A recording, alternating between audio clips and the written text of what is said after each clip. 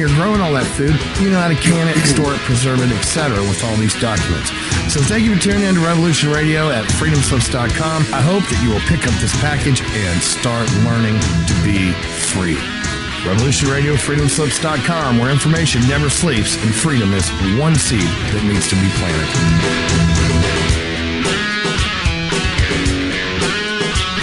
What we do in life, it goes in eternity. The time is over. Your governments around the world have no other goal than to decimate your entire existence at the hands of the bankers and the elites. The war is coming, and it's your choice to decide if you want to be a warrior or a victim. Denial is not a choice anymore. Revolution Radio, freedomslips.com. Cleaning house. The opinions expressed on this radio station, its programs, and its website by the hosts, guests, and call-in listeners or chatters are solely the opinions of the original source who expressed them. They do not necessarily represent the opinions of Revolution Radio and freedomslips.com, its staff, or affiliates. You're listening to Revolution Radio, freedomslips.com, 100% listener-supported radio, and now we return you to your host.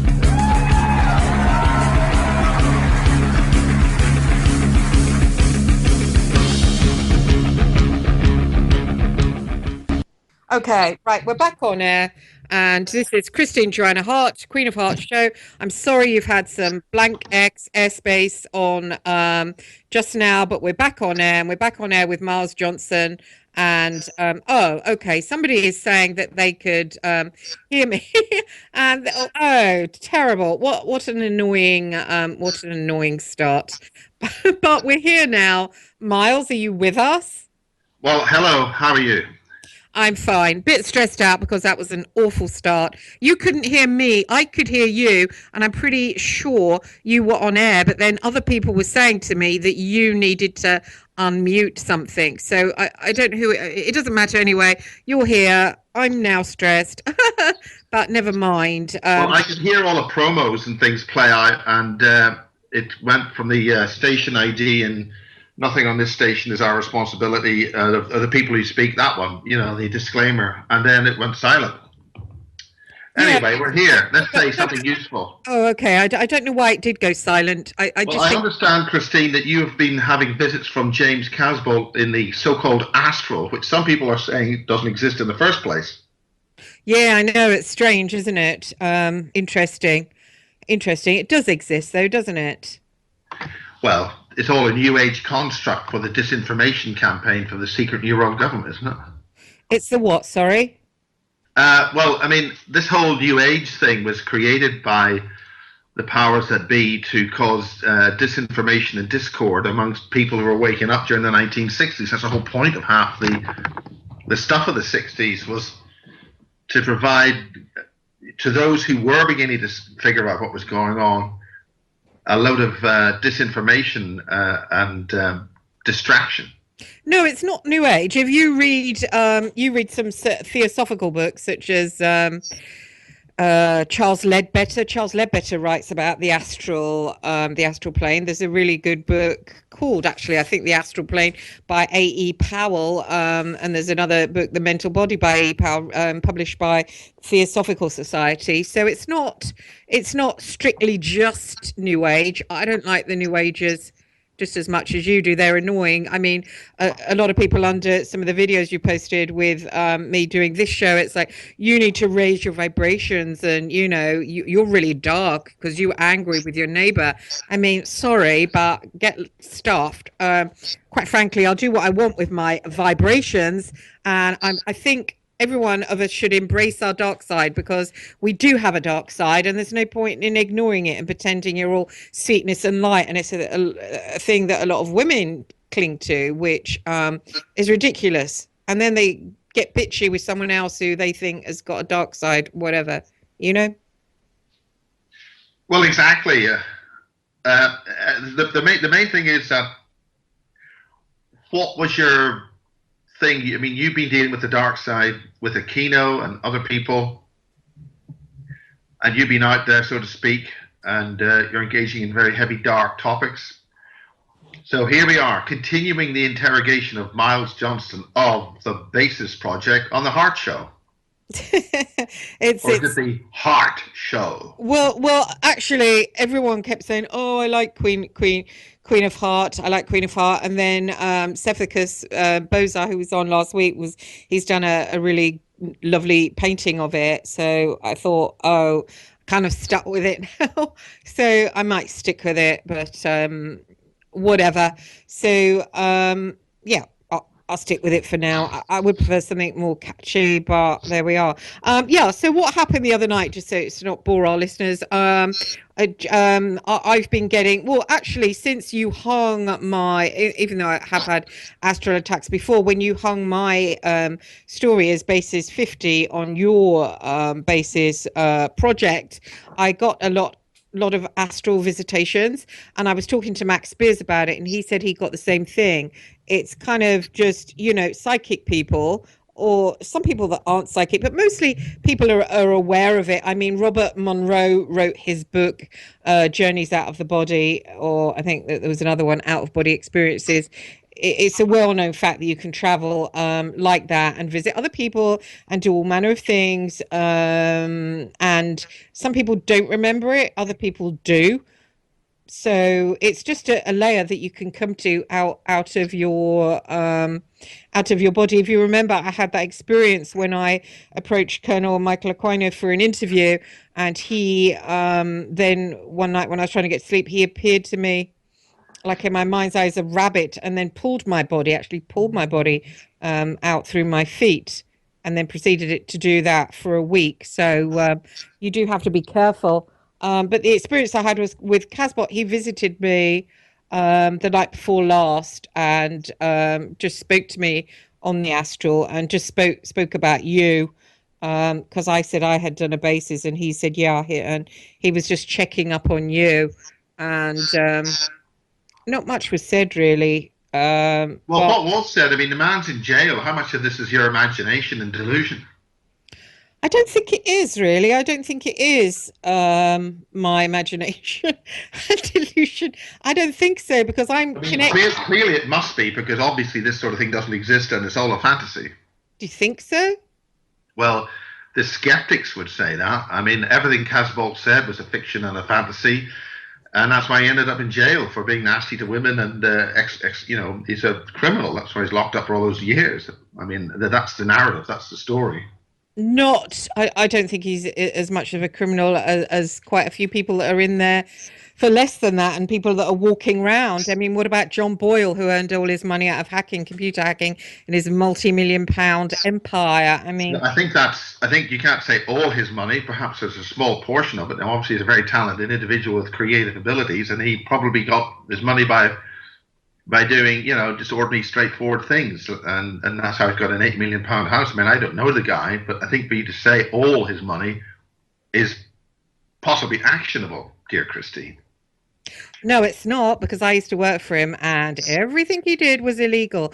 Bank details, XD telephone numbers. It's not actionable. He can do what he wants to me.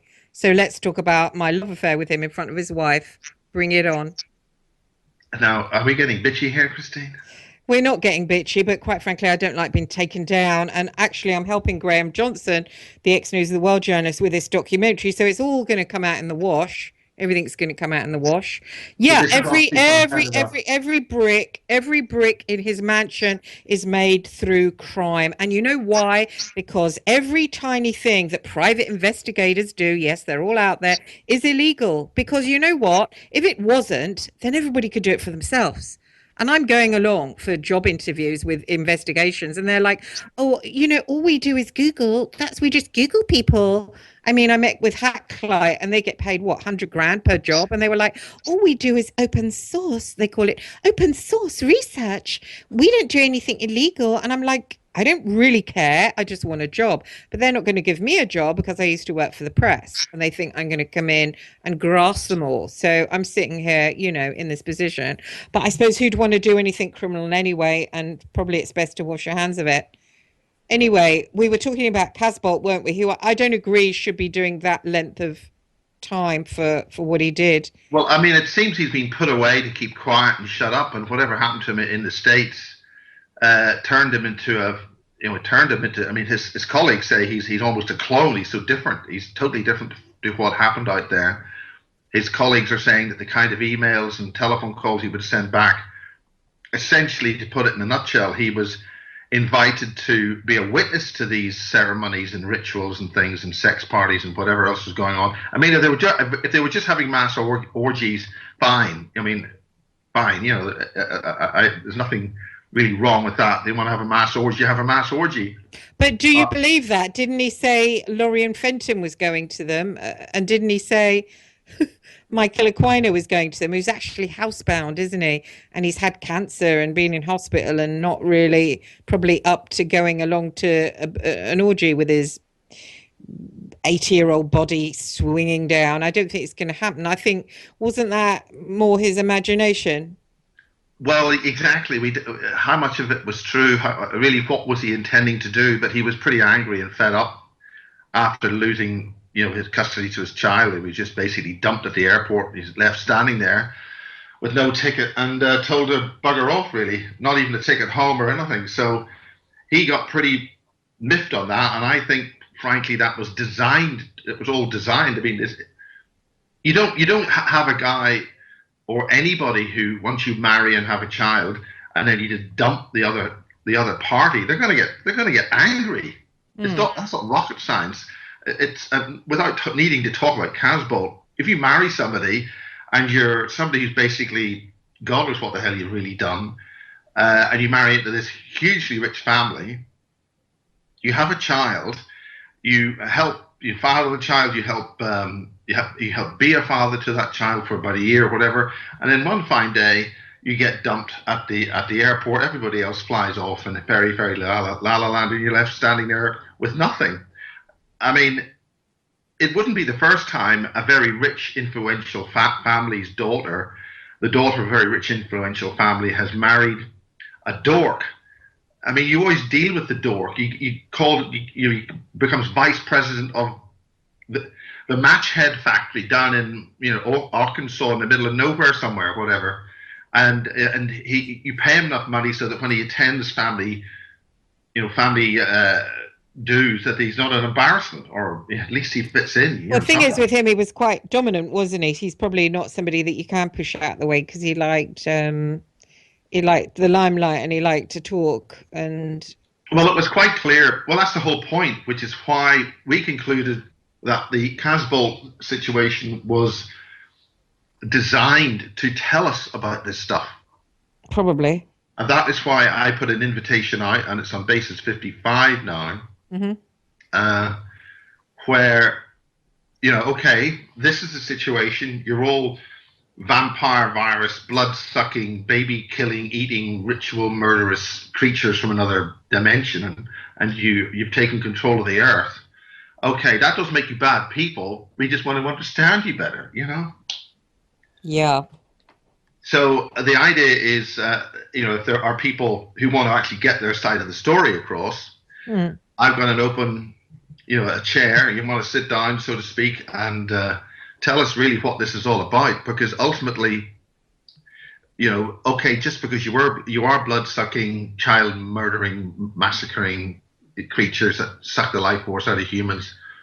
I mean, we're not entirely, as the human race is not entirely innocent. I mean, as I've said this story on a couple of occasions, where a couple of Germans were discussing in a public domain. I mean, they were standing there talking about how many children they were going to be using for the ceremony they were going to have in a graveyard, a particular ritual they were going to be doing.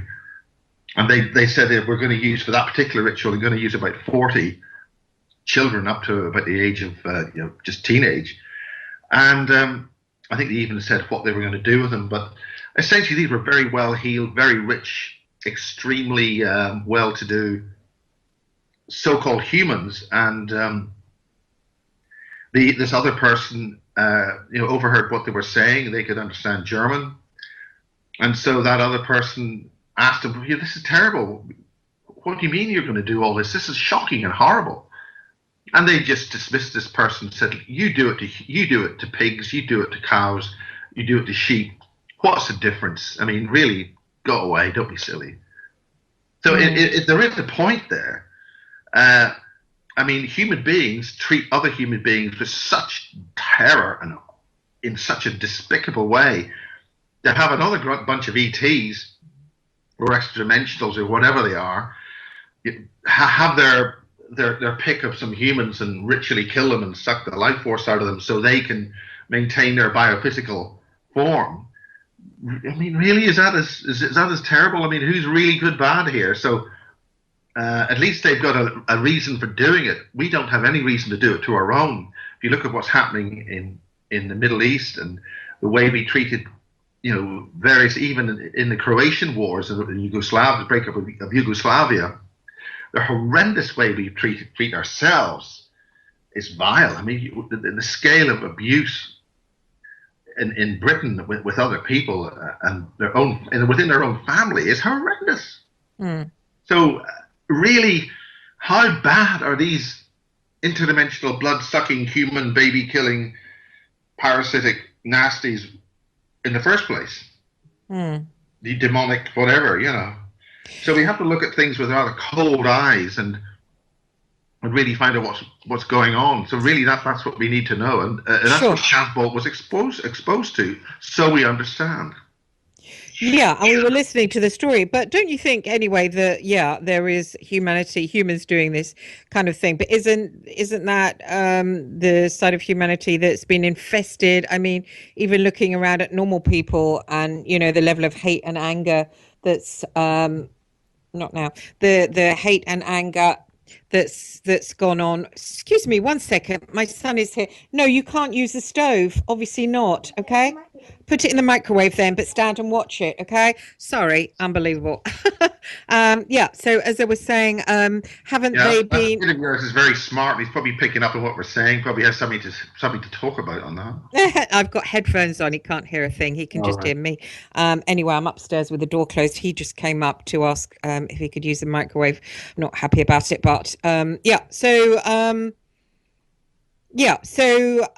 as I was saying, isn't that humanity that have been infected by those creatures? Surely it's humanity that has stepped out of the way and allowed that consciousness. Well, this is the point. I don't think we should offload our vile behavior towards our fellow man and our fellow animals and living creatures on this earth to blame some other alien demonic race. Let's just not get rid of humanity, sweet, innocent and wonderful.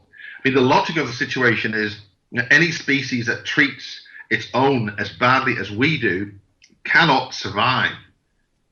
I mean, the way that we're destroying everything, we are allowing the elite, we are allowing whatever these creatures are through their governance in corporations and power blocks to fundamentally kill ourselves. Now, one way or another, the survival of the fittest, we either find out what's going on or die and be wiped out. And that's not going to happen. That's not going to be too many years ahead at this rate. Well, I was trying to, I'm trying to find out. I'm trying to work out what's going on. I was, after I met up with Casbot in the astral, he just said he was spying on you, basically, and then he said he was going to get out soon. So that was all the communication that I had. I often talk to people on the astral. It's pretty easy, you communicate, you come back into your body. Christine, you're not taking your pills. If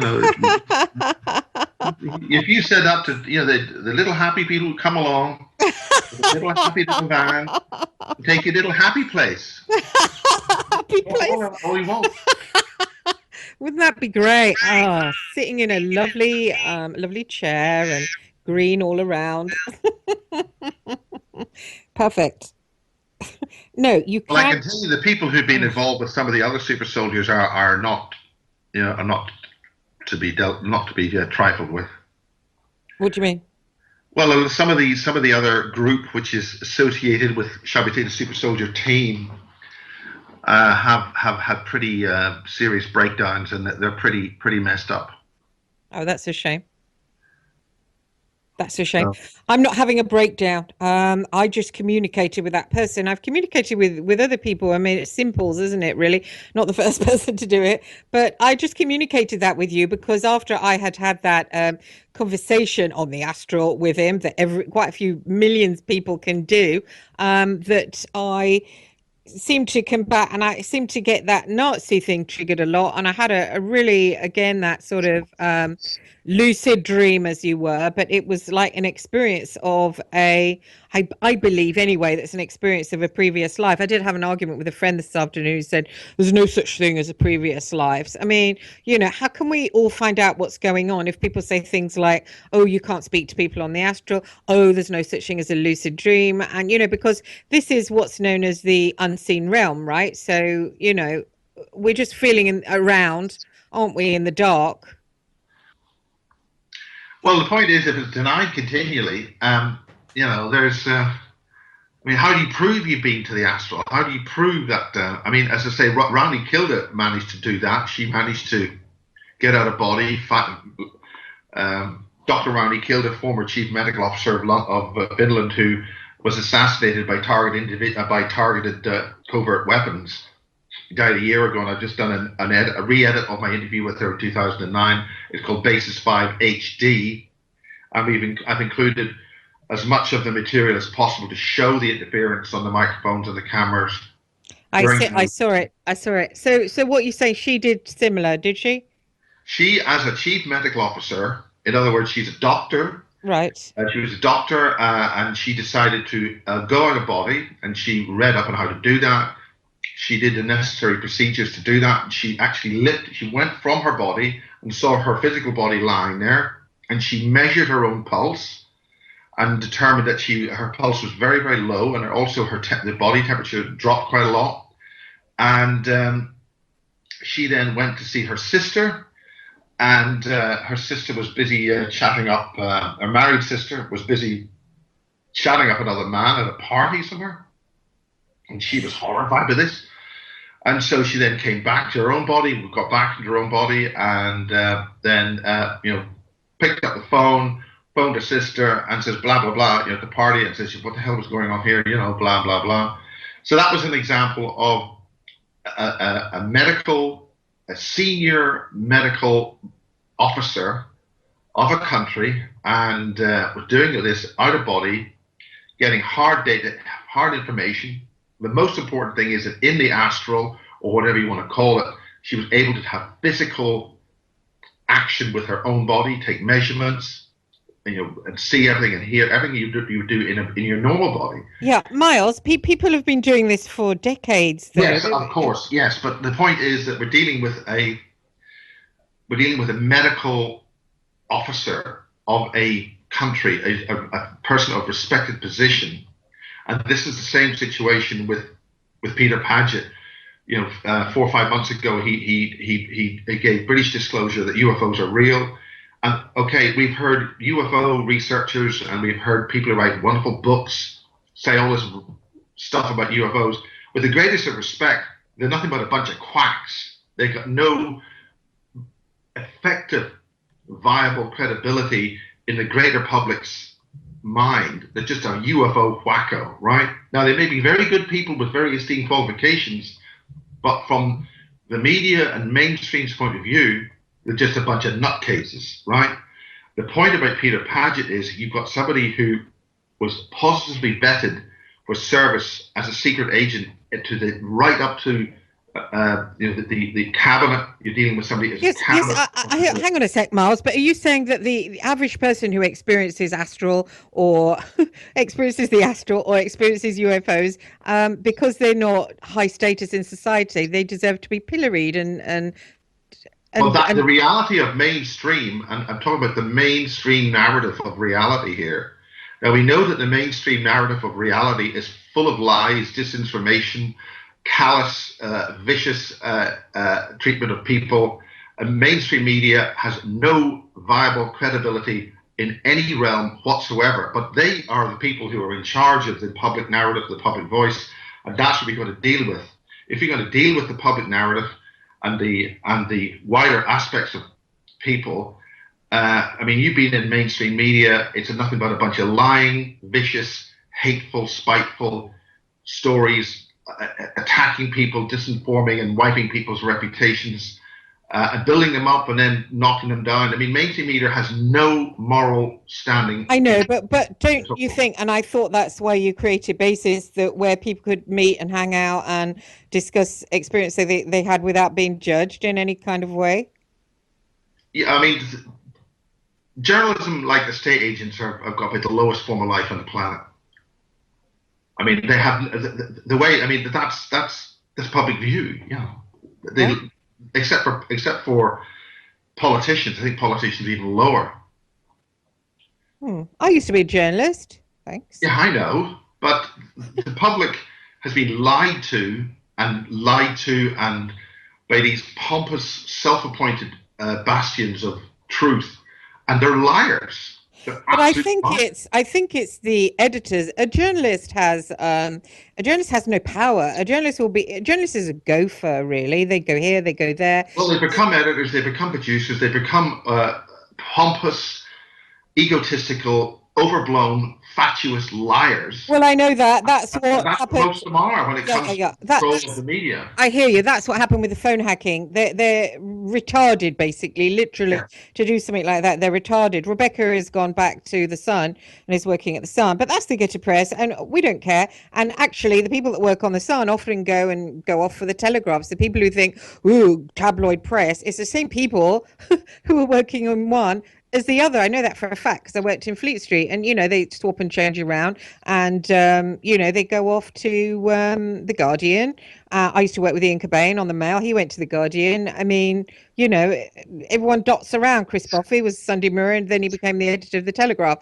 It swaps around and it's all the same, at the end of the day, but it's just a job. So, but what we're talking about here is the reality of other dimensions. And what I wanted to discuss tonight was the things that you recorded Casbot saying about the Nazis. I was talking to a friend that I'd made from Basis, one of the people that follow it, who told me which of the Casbot interviews to watch, where he talked about this Nazi connection, which I want to get to the bottom of. Basically, I don't care what other people think of me or whether they believe me or what. I want to find out for my own, my own consciousness, my own direction, and where I'm going, and my relationship with God. I want to know who I am, basically, and why I keep having this. It's disturbing to have recurring lucid dreams where you're actually someone, and it's someone you keep going back to, and it's a Nazi soldier. It makes me feel uncomfortable to have that. And then when I encountered Casbot on the astral, albeit for a short space of time, I got that stronger. It came back stronger. Well, it's very interesting that the German side of this is really coming through very strongly from different quarters in the last couple of days, from my own point of view. And Basis One deals with the German connection, and Kammler and the esoteric weapons that they were dealing with. I mean, I've just seen a story about the Russians threatening to nuke. This is January the 12th, I think. It's a story about Switzerland, the CERN Hadron Collider. This has gone up a completely different level of magnitude here.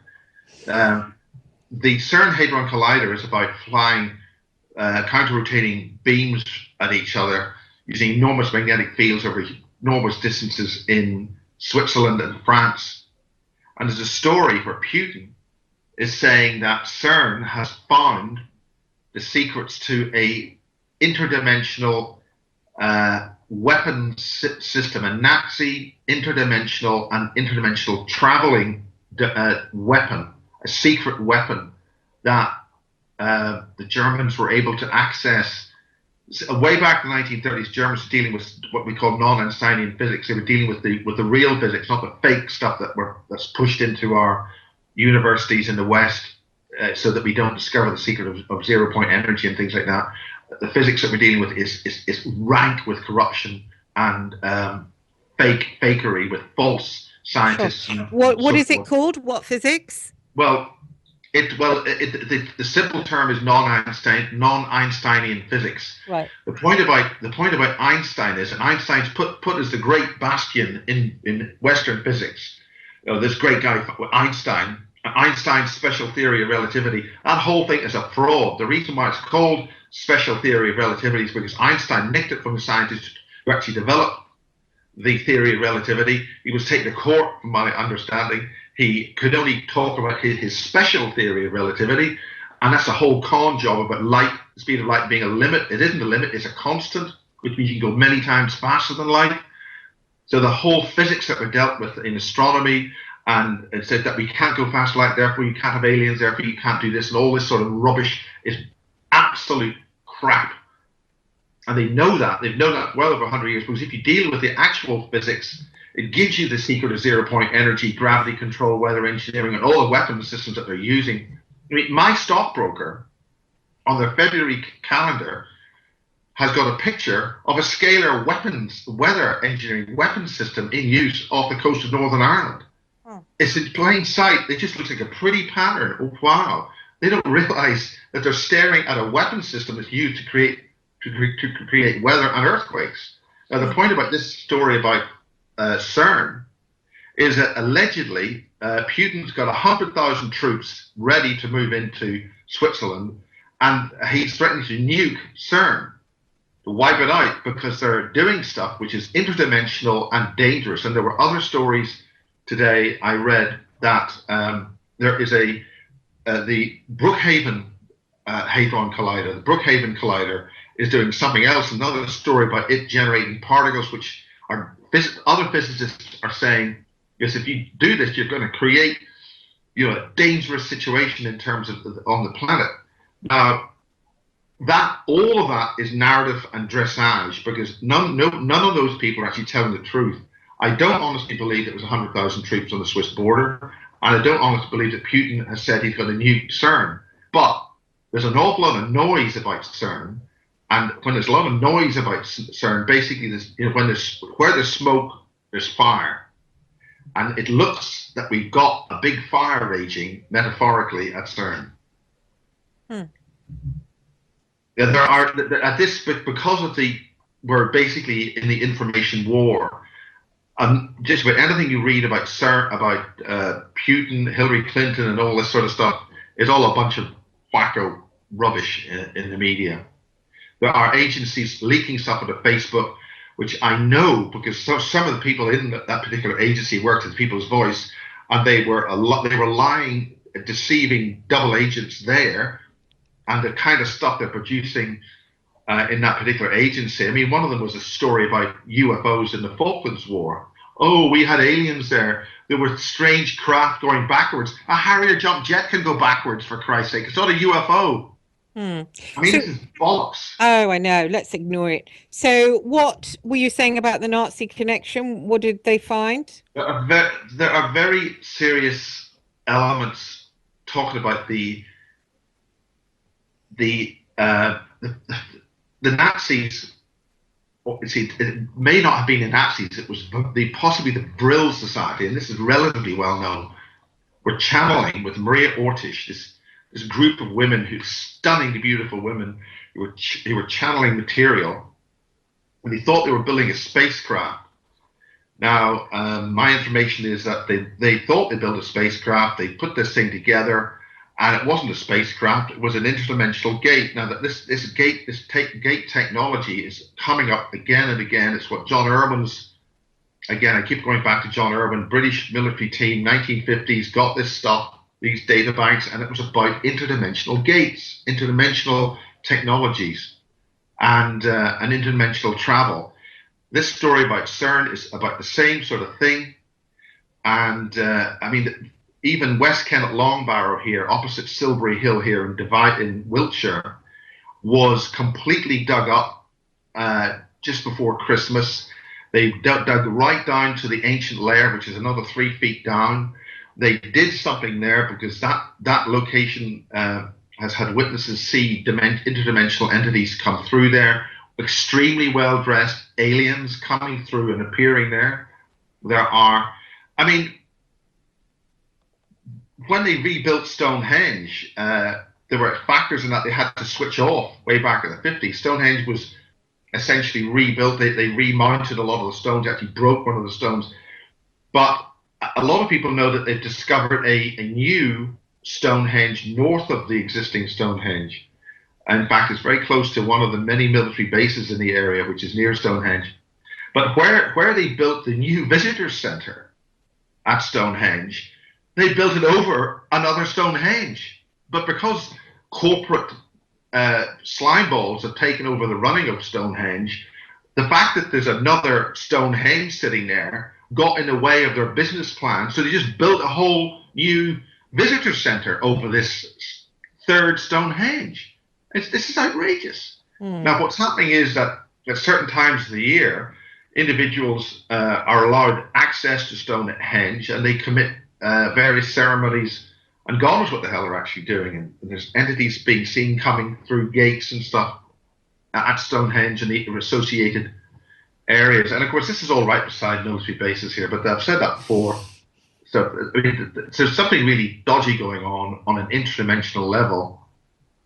And this UFO sighting that happened only a week ago with 2 big spheres of energetic spheres right beside the main military base at Netherhaven, which is, I think, the military tank corps headquarters, at 7 o'clock in the evening. Witness saw that. Her car radio went completely bananas, lost all the stations, had to be reset. And then one of these things flew off. Now, we understand that was actually, the way that happened, that was a military demonstration of interdimensional weapons so it could be reported. And they were demonstrating that, was hovering over a village, the Uphaven and Netherhaven, little villages just north of Stonehenge, and one of those things traveled off at tremendous speed. Now, because this is in the proximity of military bases, it must mean that it must be part of a military test of some kind of hyperdimensional energetic system of devices. So when we got more information about CERN, dealing with ancient knowledge and secrets being reactivated using this so-called CERN technology, we've got to pay attention to it. But this is full of disinformation. It's the truth in a barrel full of lies, and so we've got to be really careful how we deal with this. Interesting. Yeah, I would. What was Basis 1 then? Is that the one with Barry King? Because I've seen that. Yeah, Basis 1 was when Barry King came forward before the X-Files went on air, and he had a huge amount of stuff that he published. He hand-typed it and photocopied it. I actually helped photocopy that. There isn't much about the Nazis. Not much. I think Lisa Williams says a tiny little, and that's it. Lisa Williams refers about the Nazis, but Lisa has done her own research on the Nazis and also the association with the Brookhaven Labs, the Montauk Project, and that sort of stuff. She's done a huge amount of work on Kamler. It's either Kamler or Hamler. I keep forgetting that.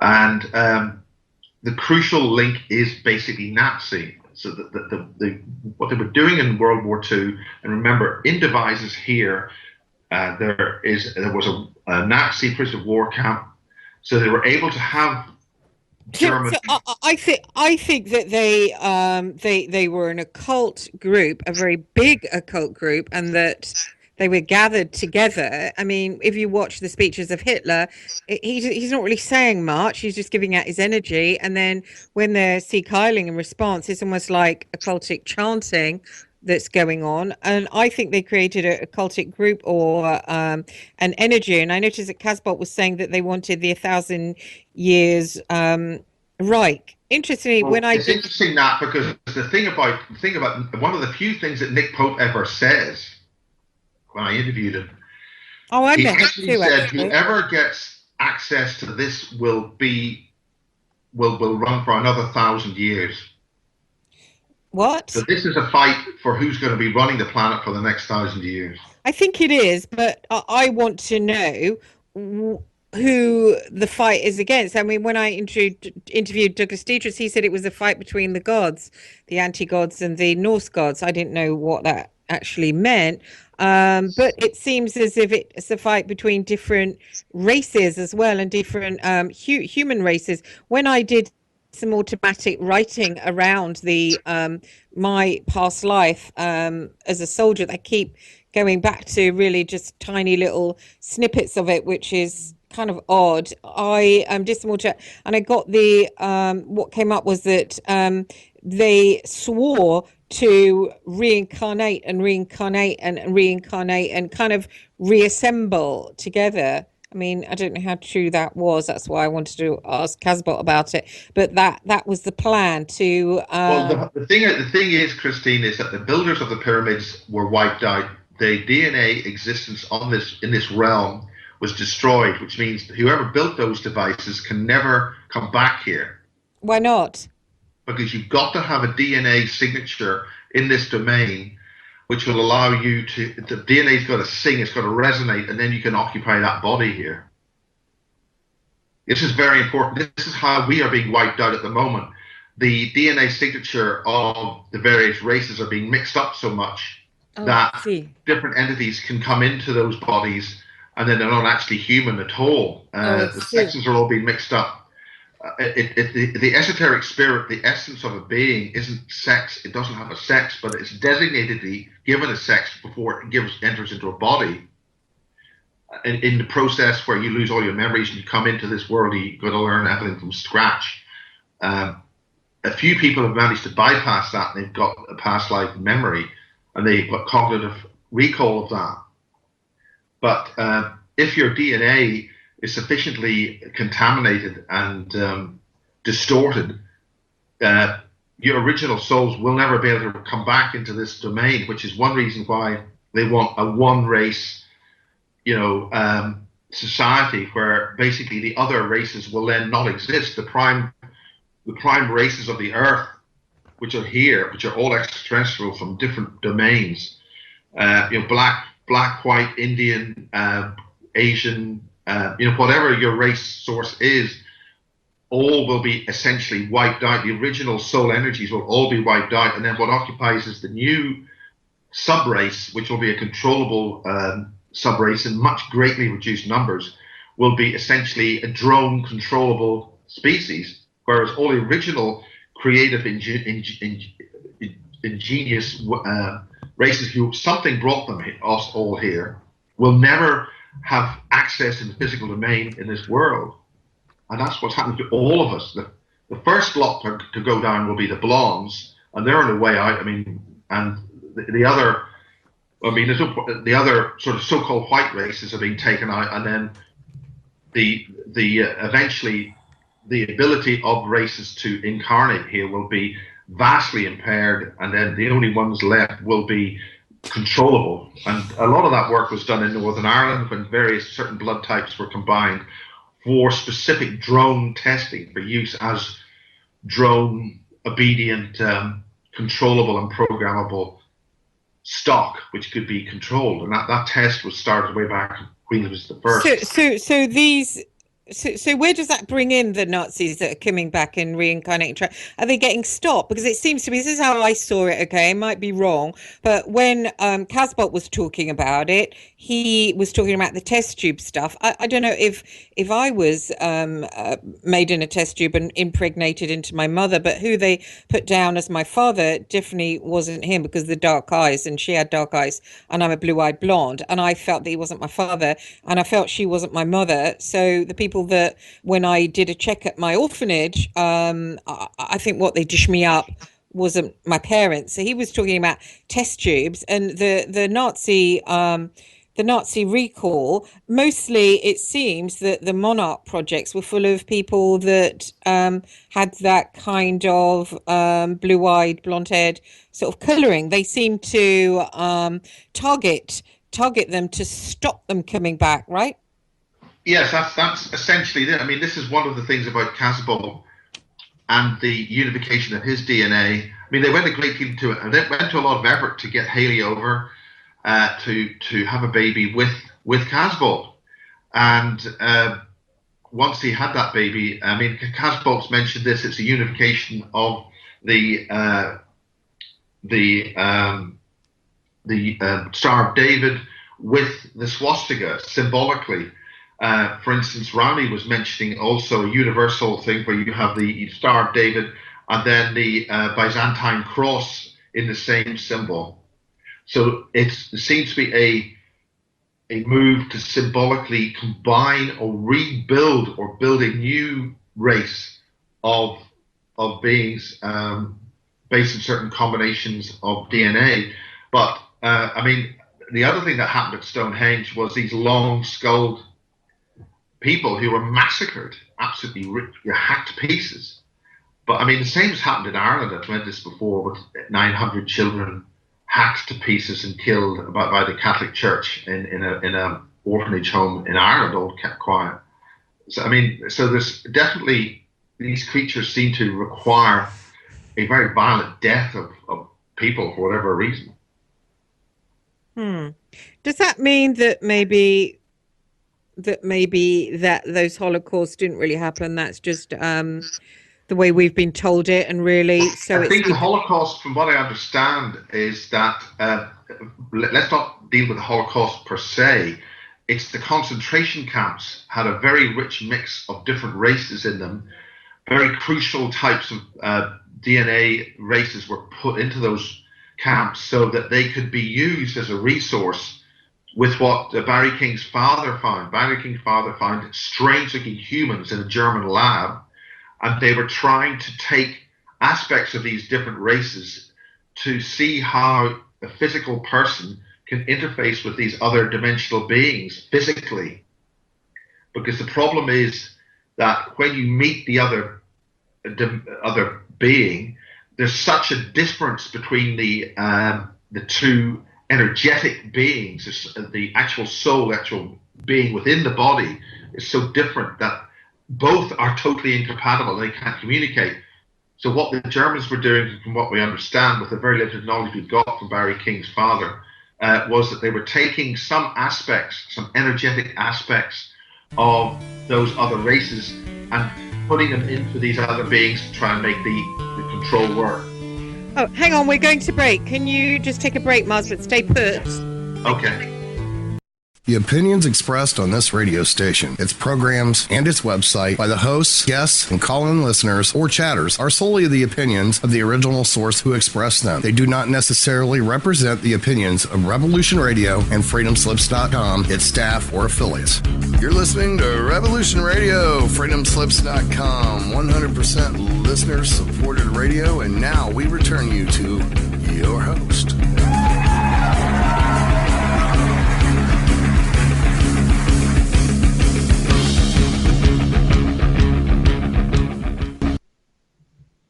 Hi, it's Christine Joanna Hart, and it's a Queen of Hearts show, and it's Wednesday evening over here in London. It's rather cold, rather miserable. We're trying to cheer things up. We have our guest today, Miles Johnston from the Basis Project. Miles, are you with us? I don't believe it. He's gone. I wonder if he can hear me. Or not again. Oh, my God, not again. We had the same problem. If you were with us earlier, we had the same problem. Oh, gosh. And it's happened again. So I'm pretty sure it's not me. I'm pretty sure Miles Johnston has gone off for a pee or a cup of tea and has forgotten to come back. We're sharing at the moment about the Nazi connection to monarch mind control. And if anybody has anything to say about that, I'd love it if they contacted me on my Facebook, Christine Joanna Hart, and to discuss with me in my personal message box about the Nazi connection to monarch mind control. There is definitely a Nazi connection somewhere. James Casbolt discussed it. Miles and I aren't getting to it. We are discussing it on the show this evening, and we're not getting to it. But I don't know if Miles can hear me or not. How odd. He should still be there, but he isn't. Hang on, let me see. I'm going to send him a little text. This is difficult. Never mind. I'll carry on talking on my own if he can't hear me. Hang on. This is mad. It went like it this morning. It's still going on. We were discussing the Nazi connection. For myself, I grew up in an orphanage and I had MK Ultra and Monarch programming done to me. I believe I wrote a book. Miles, is that you back? That's me back. How long have you been running? Not that long. I'm just talking about what happened to me. And I was just telling the audience that I had programming done to me at my orphanage. I only found out when a friend of Fritz Springmeier, contacted me after I wrote my book In for the Kill by CJ Hart, which is still on Amazon. And she said she believed that I'd gone through the programming. And then it was only years and years later of being in one of her little groups did the penny drop. And I've written a book called Alien Experiences, which is hung on Amazon, about my discovery and journey to find out. But I'm going to add in this thing, Miles, this Nazi connection, because it's quite interesting. It's interesting to me about, basically, I keep getting thrown back into this past life where, first of all, I was a younger soldier in one of the camps, and then after the war, and I was trying to evade capture and wondering how to sort the world out, basically, and thinking that National Socialism didn't work and what way to go forward for society. And it just feels uncomfortable because I was told at school that Nazis are really, really bad. And so, Well, the thing is that it's quite clear that an awful lot of stuff has happened. Any information on anti-gravity technology went black in the 1950s. I think around about 1957. I think. So it was in the open literature up until then.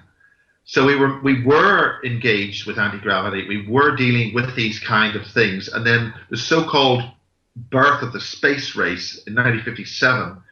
Where these tin can rockets were thrown up and things flying around. That's where the real, hey, look over here was happening. And I mean, nowadays, I think the military and the intelligence service really don't give a damn whether you know about the aliens anymore or not. They're too tired. Yeah, we got aliens. We got our own flying saucer. We got our own bases. I mean, it's one of the things which Roundy Kilda said in part 2 of Basis 5 HD was when they got past the moon and they could see back onto the so-called dark side of the moon, which of course it isn't dark. It's just the moon has got a geosynchronous orbit, which means one face permanently faces the Earth, and that's bogus. That's a bit dodgy for a star. Although the physicists will explain this and that, and they'll explain that a sardine sandwich is whatever. They can do whatever they want. But the other side of the moon is permanently away from us, which means if you wanted to stick, a lot of stuff there, we'd never see it. We'd never detect it. We'd never see anything going to it, etc. So it's an ideal way of establishing a geosynchronous device which keeps looking at us on one side and doing something else on the other. If you had an inquiring mind, you might think that. So it's quite clear that we need to start looking at the physics. We need to look at this is going to give us 0-point energy. It's going to give us a whole range of technologies which these other people are using hundreds of years ahead of us. They've got access to the ancient technology from John Irwin. They've been looking for this all during the middle of the 1900s, and the rest of us are being left completely out in the cold. That's called the so-called breakaway civilization. And they're stopping these different races from coming back that might advance anybody society. Who might be able to tell you what's really going on, they do not want us to know, which is why the good guys are trying to get back here, but our fighters, our secret space program stuff is shooting the stuff down. Now there's stuff that's being seen, all these objects, crashing to Earth, the whole sky lighting up with burning debris. There's a lot of stuff being blown up there, and some of my other colleagues are coming up with some heavy-duty major craft being blown to hell and crashing in parts across the Middle East, Iran, into the Pacific.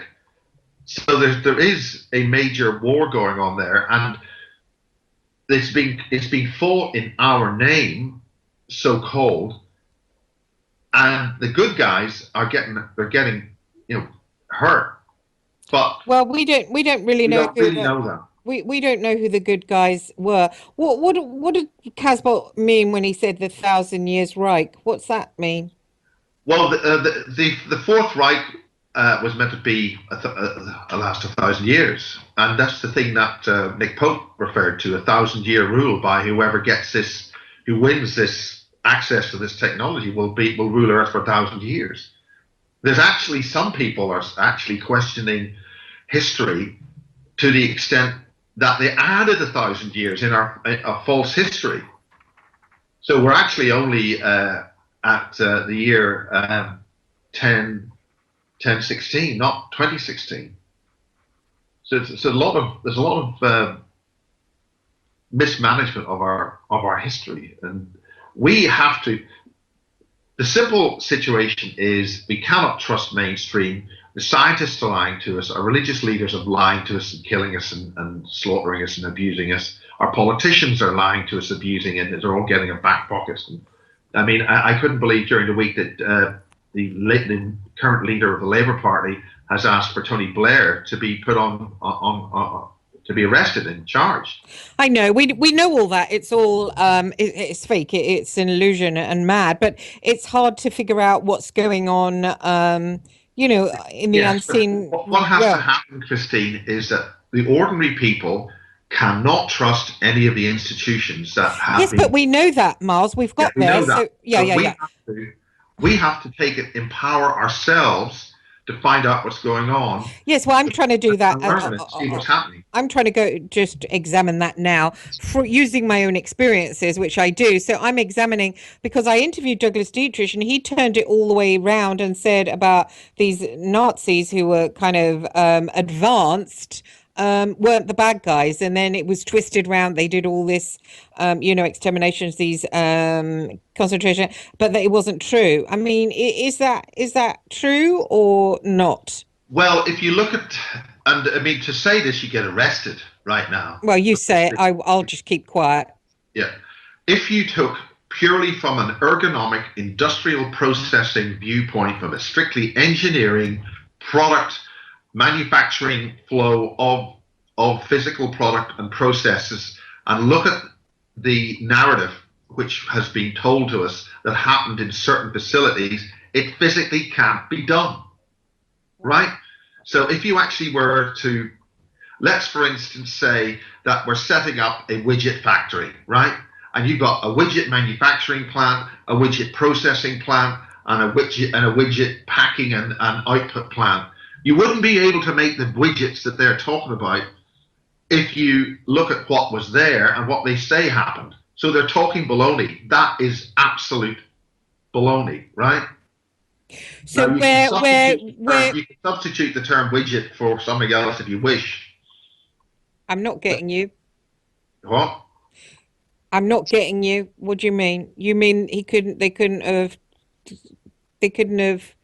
killed all that many? Could not have killed and physically moved and physically burnt in those ovens the volumes of individuals that they're claiming happened there.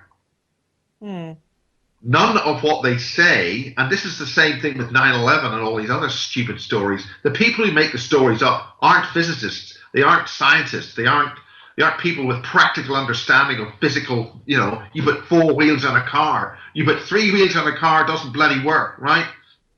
So how could we be so distorted in our view of history? How could we? Because most of us believe everything we're bloody told. I mean, most of the people who you're watching couldn't set a damn video timer to record a VHS. These same people are making policy decisions based on physics and what they're told about a bunch of paid for. Yes. Oh, I hear you. But wouldn't the truth about the World War II, wouldn't it have leaked out somehow? It is, but if you talk about it, you get arrested and thrown in jail. What about David Irving? Well, look what happened to him. The media is just, they all cluck, cluck, cluck, cluck, cluck, cluck, cluck. They all cluck, cluck, cluck, cluck. They're just a bunch of clucking hens, a whole lot of them. A whole bunch of reptilian slime balls, a whole lot of them. They cannot allow any actual truth to go out there. You're immediately dismissed as some kind of quack. Well, what happened to Irving? Well, I don't know. I mean, anybody could probably write in and say, but he thought he was going home. He was in court.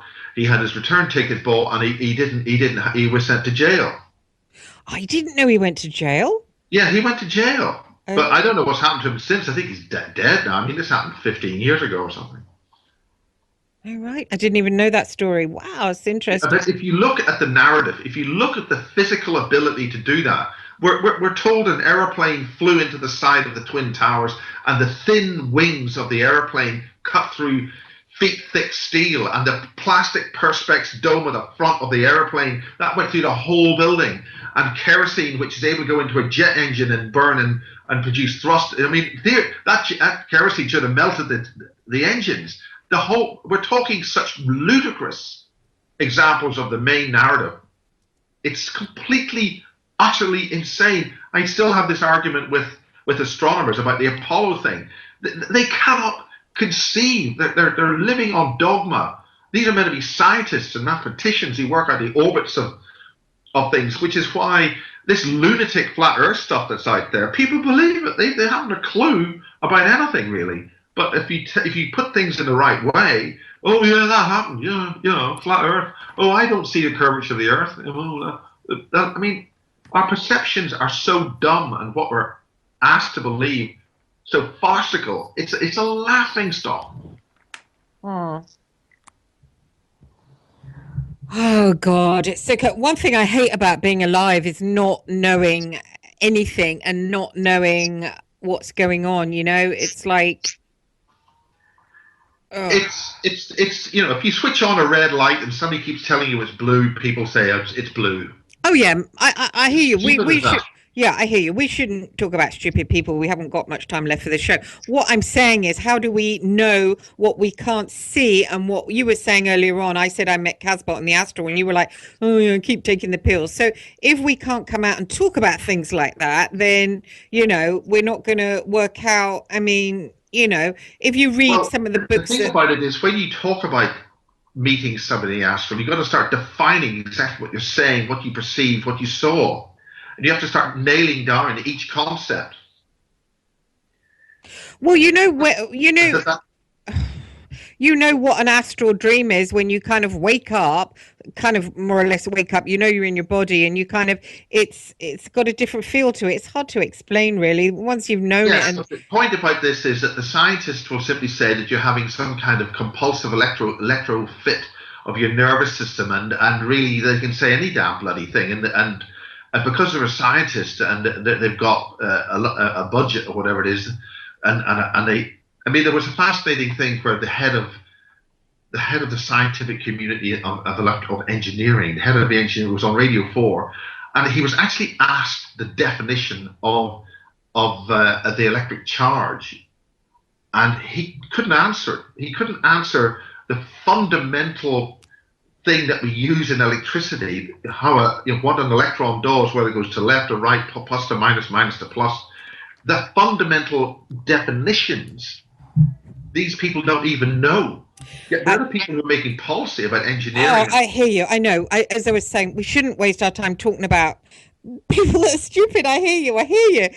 What I'm saying is, I from my own experience here, okay, I'm trying to work out, people say, oh, you've got to work out who you are, you've got to work out who you are. I'm trying to work out who I am. I've gotten past the Monarch programming. I've gotten past certain parts and parallel lives and bits shaved off and all that stuff that has happened to everyone that has been through that Monarch programming. And then I'm having basically an experience of a previous life where I was a Nazi soldier, and obviously then worked my way through the ranks, and just I keep going back and revisiting that, and that's hard for me to reconcile being someone like that. What you need to do is explain in detail what that was all about.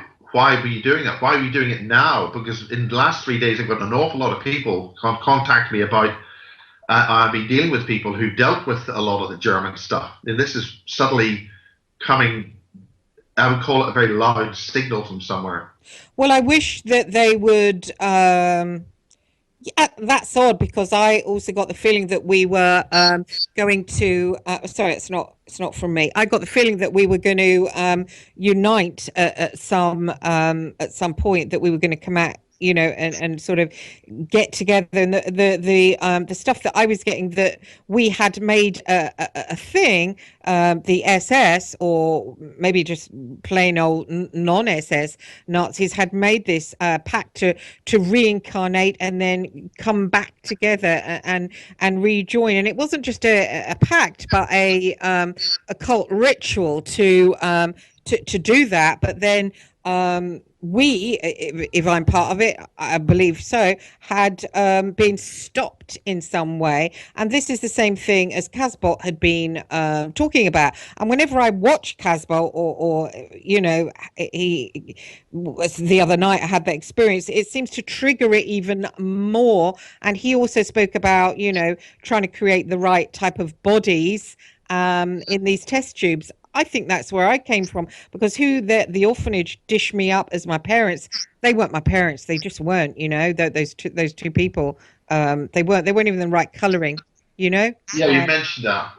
So that's BS. I mean, what sort of you've also had a very detailed experience with Casbolt. I mean, how has he been able to do that? I mean, is it Casbolt? Oh, well, there are rumours saying that the person in jail is a clone, and the real Casbolt somewhere else. I don't know. It seemed like him. He just seemed kind of I felt the energy of someone who's kind of abusive to women, and I just felt he was just. He just came to look at me, and I said, "Oh, what are you doing here?" I wanted to talk about nose implants and with you, and he just said, "Oh, I'm just." I said, "I did a basis," and he just said, "Oh, I'm just spying on Miles," and that was really all it was, really. But are you saying Casbolt was here? Spying at me here in devices? Well, he might have been. I don't know. People can travel on the certain people who have been. My dear friend Marie, who told me never to mention her name again, would do that. Yeah, people can do that. They can do that. I mean, of course. It's impolite. Well, it's impolite. I mean, impolite things, you can expect an impolite response. Well, yeah. When you hung my thing on basis, basically, I had everyone, which presumably was everyone in the basis community. Not everyone, but obviously, had a lot of people come to visit me, and I talked to Max Spears about that, and he had that same experience. Because people that can do that, if they want to, they can come and look at you. If I wanted to come and visit you tonight, I could just really concentrate on you and just try and do it. I mean, that's how it's done. So if you were being visited? What? If you were being visited, how would somebody know? Well, they have to be awake too, because you can visit someone who's not awake. But if you visit with somebody who is awake, and also there's the point. No, but what do you mean by awake? Are you referring to somebody who's physically falling asleep, or no? You have to be. You have to be. This is all in the book, The Astral Plane by A.E. Powell, the theosophical book. Look, if you visit somebody, if I visit you tonight and you're not astrally awake, you won't be aware of me. Okay. Or if I visit you and you're astrally awake, we might have a conversation, but then when you come back in your body in the morning, you won't remember our conversation. But if you're astrally awake and you have continued consciousness, you will remember having that chat with me. You see how it works? So obviously, because you're able to remember this, you've got a much higher level of consciousness. Well, yeah, I suppose so, but so's quite a few people, have got that. I mean, I was talking to an Australian girl who I met through the basis, and her consciousness is much higher than mine. And I've been talking to her, and she's like, remember, if you get pissed off with someone, you can go and visit them and kind of sort out an argument. And it was odd, actually, because when, I've got this troll, as you know, on Amazon, and I know who it is, and I've been kind of speaking to them. And when I speak to them, I can go and watch TV, and I can kind of feel them, and I can feel them hating me. And normally I thought that you have to kind of cower from that energy, but she's been kind of teaching me how you just kind of, it's them coming to you astrally, and you can just imagine them and imagine attacking them, and that backs them off. And I tried it last night when I felt their energy and I felt it, and I tried imagining them and fighting them, and actually all of a sudden I felt like stronger, and just for attacking back. So she's been teaching me how to be more awake in the astral, and I'm wakening up more. But it's uncomfortable because you've got your 3D life to live, and then you've got that side. But I mean, the adepts, the theosophists, they had a continuous consciousness where they laid down to sleep and they just got up and they had their astral life, and they were never unconscious. They never slept. Yeah, they never slept. The body slept. That time when Colonel Aquino was pulling me out of the body, and he did that for a week. And literally, as soon as I tried to go to sleep, he was yanking me out and taking me off to the place to interrogate me. I wasn't getting hardly any sleep. Well, I didn't feel like I was having any sleep because literally I was conscious, and I would come back to my body and sit up, and I would cry because I didn't like what was going on. But I remember I was driving into London one time when he had done it, and I thought I'd had this, continuous consciousness, and I thought, well, I'm bound to be tired because it felt like I hadn't slept. But I went driving into London, and my body was completely refreshed. My mind thought that it hadn't slept, but actually my body had slept. I just had this continuous consciousness, but you just have to get used to it, and then you become a master of it. Well, obviously you're a very special girl, Christine. Thanks. So, have you thought of trying to learn more from Aquino? Was he trying to teach you something? Oh, that piece of shit. No, he wouldn't teach me anything. He's a piece of shit. He uses the and parts of there's no need for that. I mean, as I was saying, Sorry, he uses what? You're broken up. He uses the dark side. As a dancer? No, he uses the dark side. Oh, you can't hear me now. Okay. Yeah, I can hear you. It just got very distorted there. Okay, he uses the dark side. There's no need for that. And what is the dark side versus the good side? I mean, just what's the difference? Well, the dark side, you can get there if you haven't got that ability. You can get there quite quickly, doing nasty things, I suppose. I mean, what Aquino does, that kind of, they get into it and they have to do that because they haven't got the natural ability to do it. But the right-hand path is if you cultivate that, or the natural ability comes to you, I mean, I suppose that's to do with this DNA and the, trying to get rid of that kind of thing, isn't it? Presumably. Well, I think we need to generate a third spiral and get that all tuned up and harmonically working right for that to work. Yeah, I don't know. I've always been like it since I was in my 20s. I've always had that awareness of the astral, but I used to just keep it to myself and read. There's so much on this in the theosophical books. I mean, there's just books and books and books on this. You can just study them, and then you're off and running, really. And that's how you got your stories when you were working for mainstream.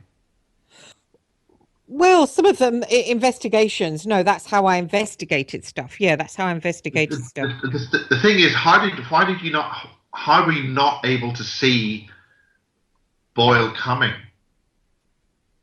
That situation.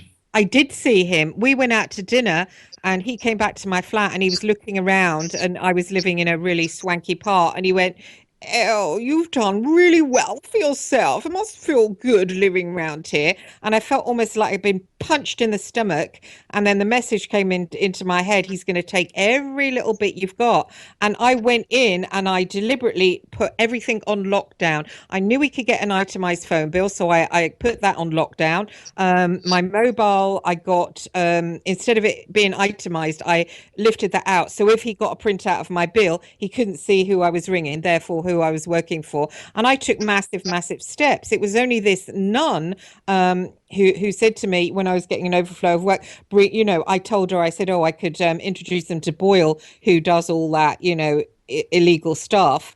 And I said I would have more time to write. And then she came in and said, you must introduce them to Boyle. I mean, I've told you that story. Remember, Greg said to me, because I'd mentioned him to the news editor of the News of the World, and he said, oh, introduce me. And I thought, on your bike, because once you get introduced to him, you're going to drop me. So I did see it coming. And I did see how Greg wanted to drop me from my 100 grand a year position. And he was just going to drop me and pick up with another blonde. And he didn't want me as an investigator either.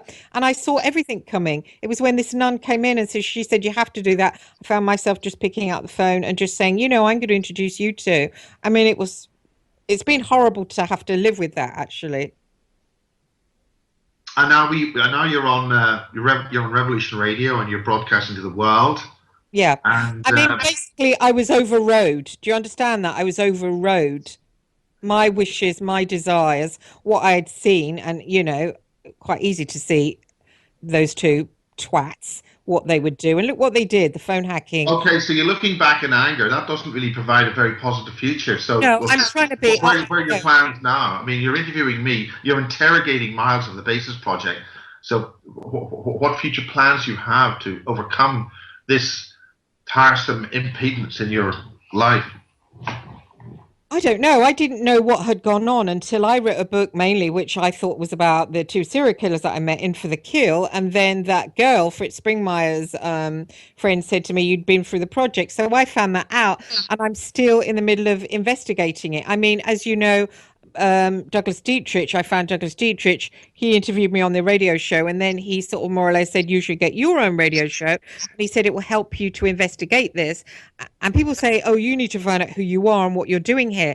But I mean, all I'm getting is this Nazi stuff. I'm going back and, this Nazi stuff, Nazi. Quite frankly, I'd rather go back and find out I was Teresa of Avila or, something lovely and warm. But I'm finding this out. And then I'm thinking, well, were the Nazis so bad? And then I'm finding this out about what Casbolt said, the DNA and the test tube. And I'm thinking that's probably me. So there's part of me that thinks maybe I should sit down with Casbolt and ask him what he was actually going on about, cut out all the stuff. Well, have you thought of doing that officially? I mean, going and seeing him in jail and having a conversation with him, if he's still there?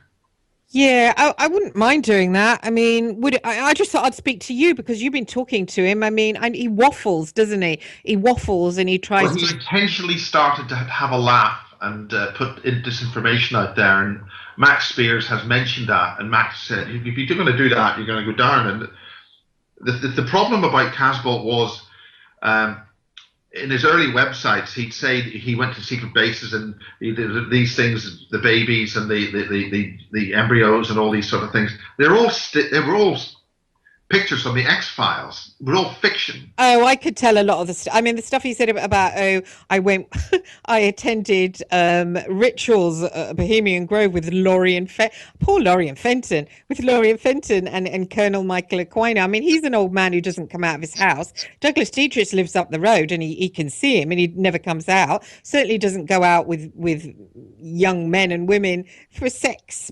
It's insane. But he was coming out with all that. So you'd have to cut through all that bullshit. And I think there's probably other people out there who have gone through the same thing and know about that Nazi connection and could probably enlighten me. But it does seem, I mean, you have been talking about the DNA and the DNA about making these certain bodies that only certain spirits can only come into that certain type of body, that certain type of DNA. Yes, that's key. That's very important. Yeah, that's where the manipulation in terms of physical domain is. Yeah, well, that matches up with me because I think I was made artificially or something to do with some kind of created kind of thing because, I mean, just who they dish me out as my parents isn't true. And they watched me, that orphanage, it's Jesuit run orphanage. They watch me basically like I'm still one of theirs. So, but then, I mean, then I'm trying to work out who's the good guys and who's the bad guys. I mean, when you're dealing with the certain people in terrorist organizations, you had some kind of common link. What was that common link? Is it the same thing? They're manufactured. I'm talking about the. Yeah, I'm trying to think. I don't know. That was true. I said there was a link that they were like me, didn't I? So that would mean that people in those terrorist organizations are being manufactured or part of some other program. Oh, that's interesting. I didn't think about that. Do you know, Miles? I was talking to this girl who's a fan of yours, based in Australia, Oh, I'm and a fan.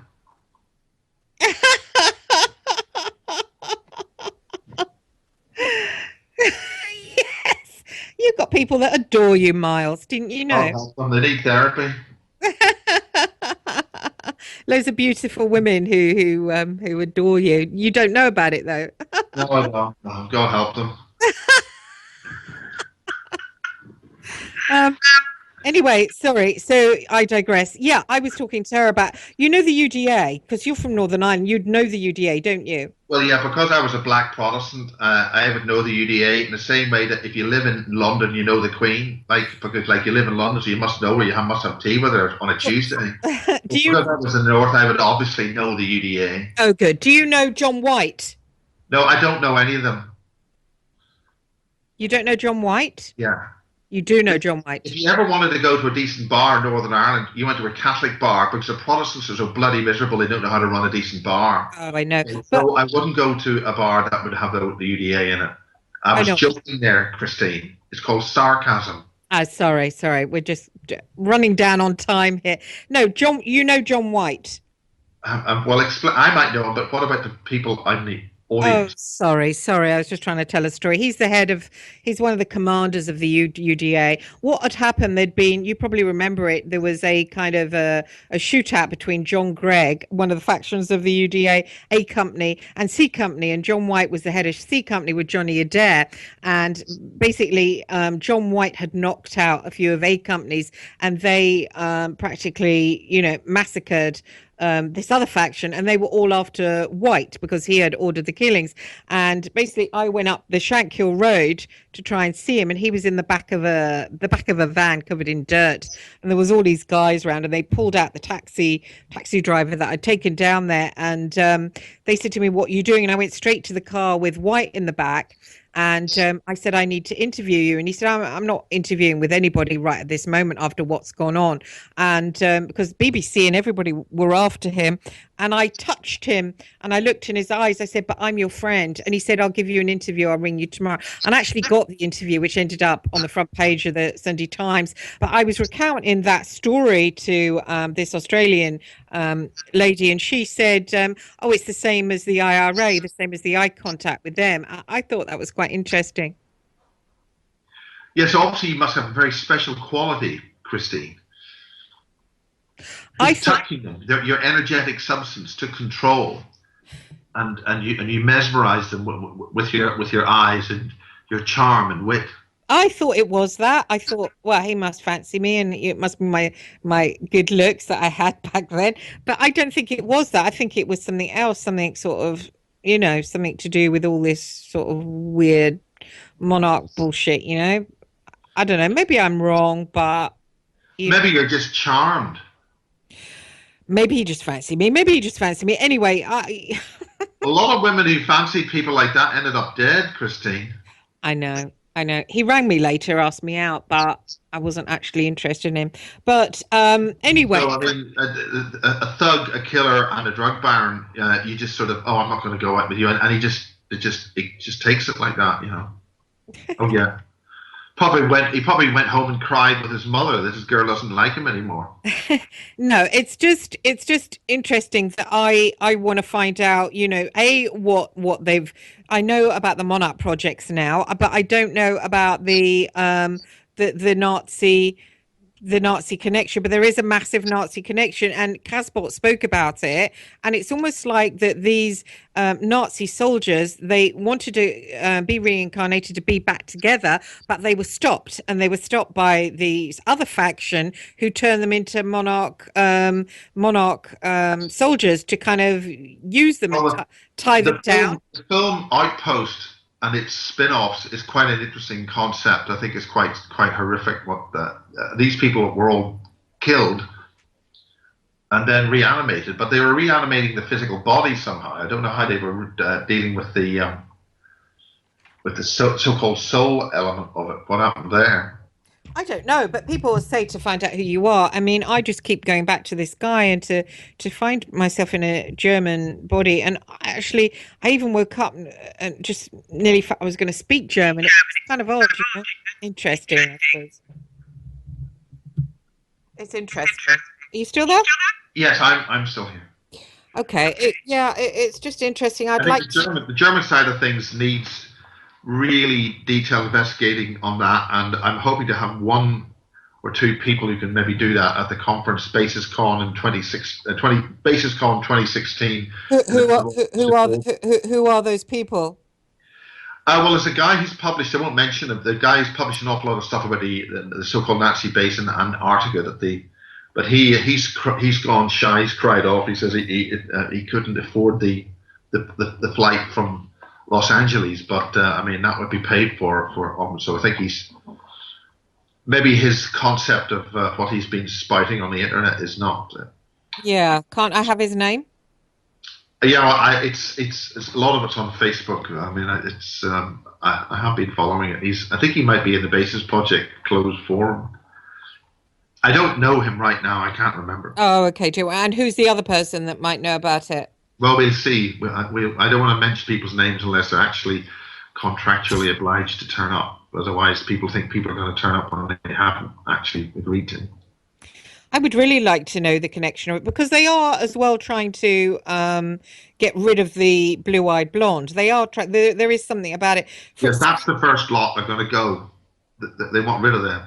And do they want to go because it would be fantastic if Lisa Williams could talk. It was her research and the scale of her research, and I mean she was doing a lot of work with David Bowie's daughter in Germany, and Harold Kautz-Vela, who's still very, very heavily contaminated with his dealings with this artificial intelligence, these cosmic insects. He's dealing with his issues there. Very the picture. So are you in contact with Lisa? Yeah, Lisa's a brilliant woman. I mean, she's doing courses. She's at university. She's a former local politician down in Cornwall, and she knew Casbolt and interviewed him and talked to him because I mean, down in St Ives is all part of the world. But I mean, her work and the scale of her knowledge is absolutely phenomenal.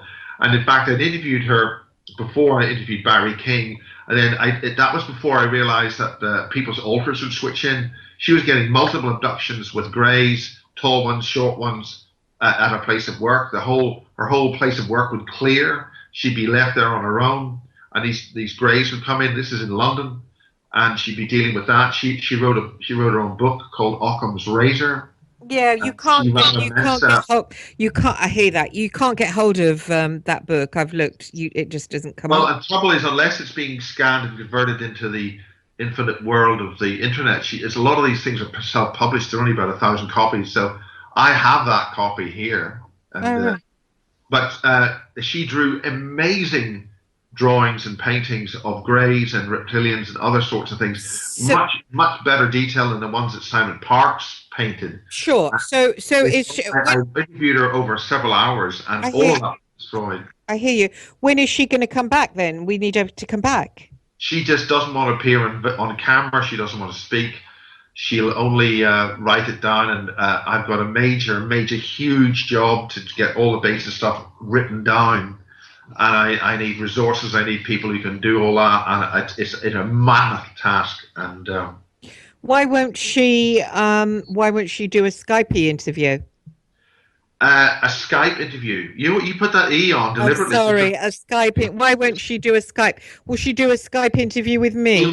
We'll see. The last time Lisa appeared on anything was Basis 9 talking about Casbolt, and that was just before Casbolt went off to the States, about a year before he went off to the States. She's in the last part of Basis 9, and a lot of that, I had to cover a lot of that with montages from Cornwall and the St Ives Mountain and all that stuff. Oh, well, look at that. I've only seen her with Barry King sitting on the grass, and they're both sipping Coke. That's the only one I've seen with her. Yeah, well, but she's in Basis 2 as well. Is she? Yeah, she's basis 2. We did another interview with Barry King, and we were very near RAF Welford, and she felt very sick there. The Grid Keeper is the only other person who's been to Peasmore and got solid results. It's a TR3B Alpha there. Again, that is the authorities at Peasmore whistleblowing. We have got a base here. We do the whole thing, and said yes to Grid Keeper. He did that around about 2009. Bearing in mind that the Barry King interview is in 1994. So, I mean, the authorities want us to know that they're making these transgenic beings. Totally different source giving the information about the authorities making transgenic beings for the lunar bases in Boscombe Down and Portendown here in Wiltshire. So, I mean, again, these two UFOs literally a week ago over Netheravon near the commanding base for the British Tank Corps here in just north of Amesbury, again, just north of Boscombe Down, north of the military. There's about a whole raft of military bases where the crop circles were happening, where they're using interdimensional technology. You know, an RAF officer being found walking about. He's just gated in. Again, a crop circle happened there that night, and Ataton particles were discovered, and then there's a whole guy brought in to disinform on that. A major mover and shaker of the crop circle movement was all brought in to disinform over that crop circle, made by Matthew Williams and some of his mates, 1,000 foot long, 500 feet wide. And again, they've discussed the dimensional anomalies which all happen there. So there's all this dimensional portal stuff, UFOs, Nazi bases during the war, all happening here. There's a very strong connection. This is all heading towards interdimensional travel, interdimensional off-world technology, and all that sort of stuff. I'm just interested about the race stuff because there's a race thing that's been covered up, and I think we've probably all got separate creators, or separate gods. I mean, it does seem that way. The various races on this planet are all extraterrestrial, and somebody brought us here. If you want to really find out, we've got to interrogate and ask with permissions the Sasquatch. They'll tell us, and they are telling different people what they've seen the humans come, and they've seen humans go, and right now they're seeing us go again. So the Sasquatch have seen us. They're very wise, they're very good. They're able to dimensionally swap between dimensions. Now, who are the Sasquatch? That's the big furry thing, isn't it? The Sasquatch, the original proto-humans here were big, hairy bodies because they had to live in the environment. They hunted and ate dinosaurs. They lived life off the land. So is there any left? Yes, there's a lot left, and they're able to communicate with us, and because you've got these idiots going to go and shoot one, they cannot approach a lot of humans, and they've got these trophy idiots, these absolute vile creatures who want to shoot a wild animal. Oh, I've shot this. Sure. So how are you suggesting we go and ask one of them what? Well, I did an interview with Kiwani Lapseritis, and he explained the nature of how you can communicate with them. And another girl I met at the UFO Congress 2 years ago, she actually, in Canada, a lovely girl, she got really close to one, but it chose not to reveal itself, but you can smell them. Weird. Who is the guy you interviewed? Kiwani Lapseritis. He's basis, I don't know what number, but he's Kiwani. It's Keewaune, I think. Oh, sorry, K-E-E what? Kiwani Lapseritis. K-E-E? Something like that. I think it's a Native Indian and Native American name. Oh, right. And he's basis what? Hey, God knows what he is. He's International UFO Congress 2013, possibly. Oh, did you interview him for a basis? Which one? Yeah, I've got 2 hours with Kiwani, and he communicates, and he spent a lot of time he spent 35 years investigating these beings, and they interact with ETs and other dimensional beings. Do they? Yes, and they can shift between up to 7 dimensions on the planet.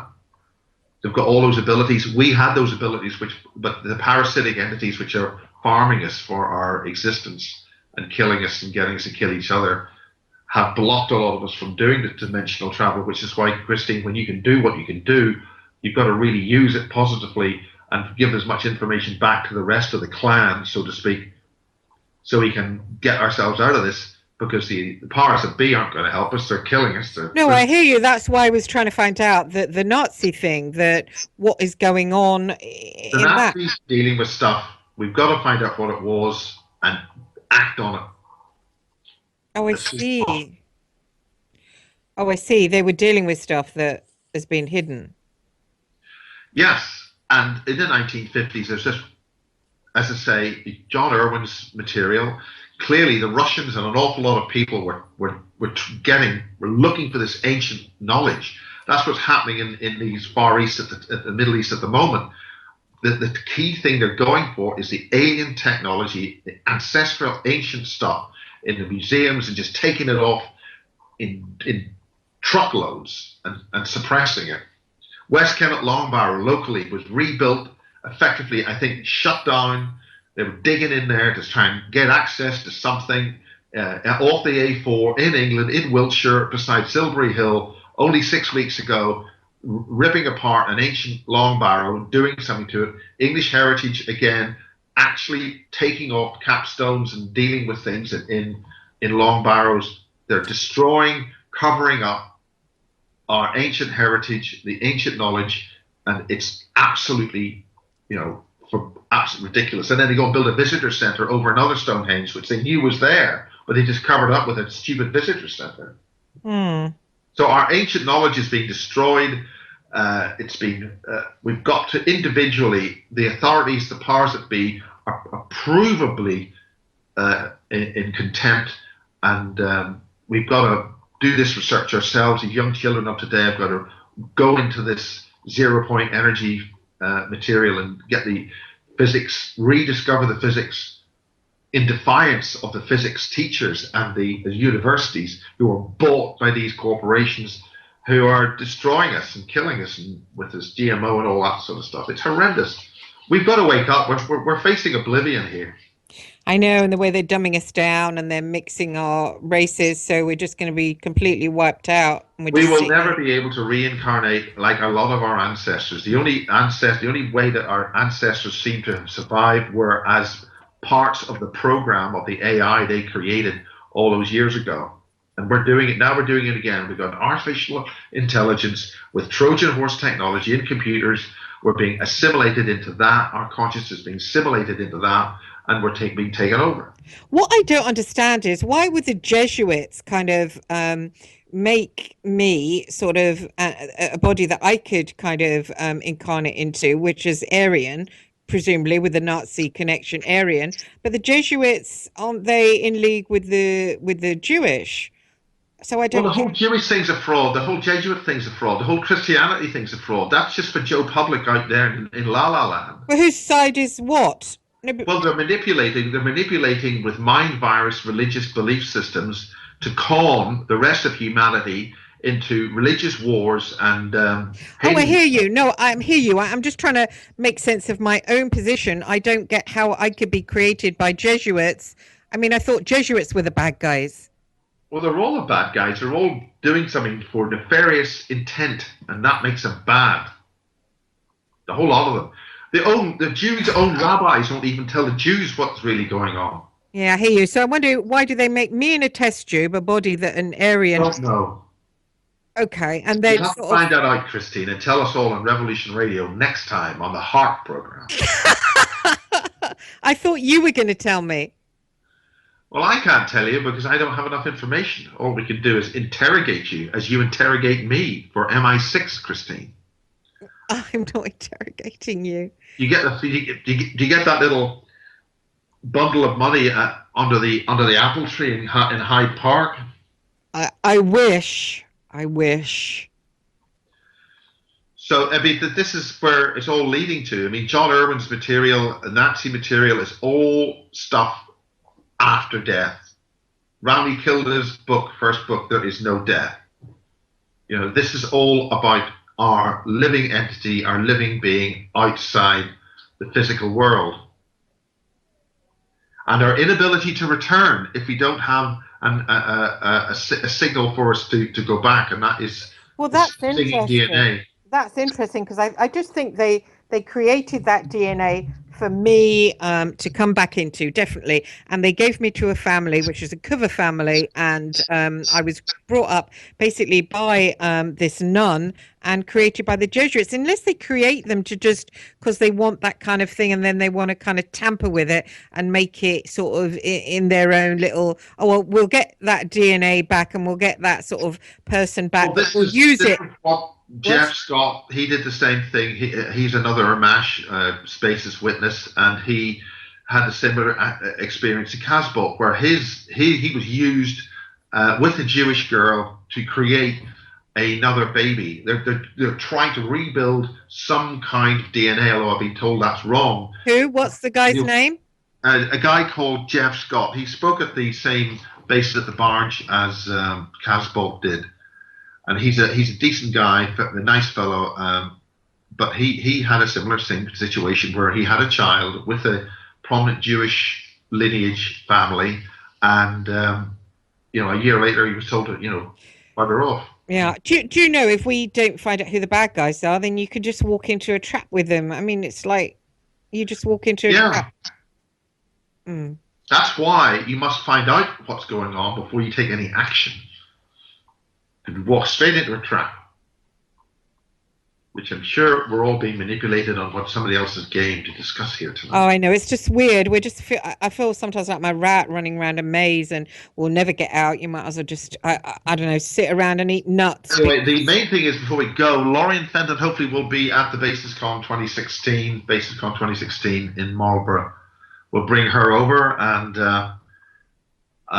we'll see who else we can have. I would like to try and have Robert Duncan back, because he explained that he didn't realize the level of conference that Basis is, and he could come up with a major, higher level of material that he did then. But I've got another Basis, which hopefully, if my cyber attacks on my computers don't keep me back, because I'm three steps forward and 2 steps back quite often at the moment, so it's causing me a bit of So Robert Duncan is the sort of Nazi guy, is he? Or the one? Robert Duncan has done a huge amount of work on the cyborg future of humanity, where we're walking straight into a mechanized cyborg future, and the level of implants. That's one of the things I'm going with Kieran Lee Perrin, who will be speaking in Poland. I'll be speaking in Poland in April, and I'll discussing that with them tomorrow. But I mean, we're getting more people with Basis TI is about people who can prove they've actually got implants, and the only 2 people so far is Marie Kayali and Kieran Lee Perrin. And if you can come up with actual MRI scans, actual physical evidence that you've got something in there that shouldn't be there, then you can be a Basis TI. Otherwise, you're just a Basis witness. Yeah. So, folks, I want your MRI scans and X-rays. Oh, interestingly, I was telling you about that woman. I'll just say quickly, because we're going to get cut off.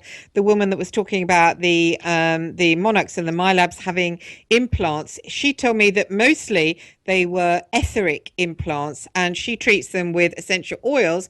But I found out, because some of my etheric implants, and I didn't realize that's what they were. I just thought they were like black kind of eels. They came out by using the Bach flower remedies. So if anybody's listening, they think they've got those dark or anything that your system isn't, if you want to reset it back to purify it, then get hold of Bach flower remedies. I think Karen McDonald does these oils. I think she does a lot on these oils, and she was a Basis as well. Also, an interview with the person in Poland, she had these, what she called cosmic insects, these huge insect type things which are in her body and over her brain. She used unconditional love, and these things melted away. And Sarah Adams mentioned when she had the black goo that connecting to source got this stuff out of them.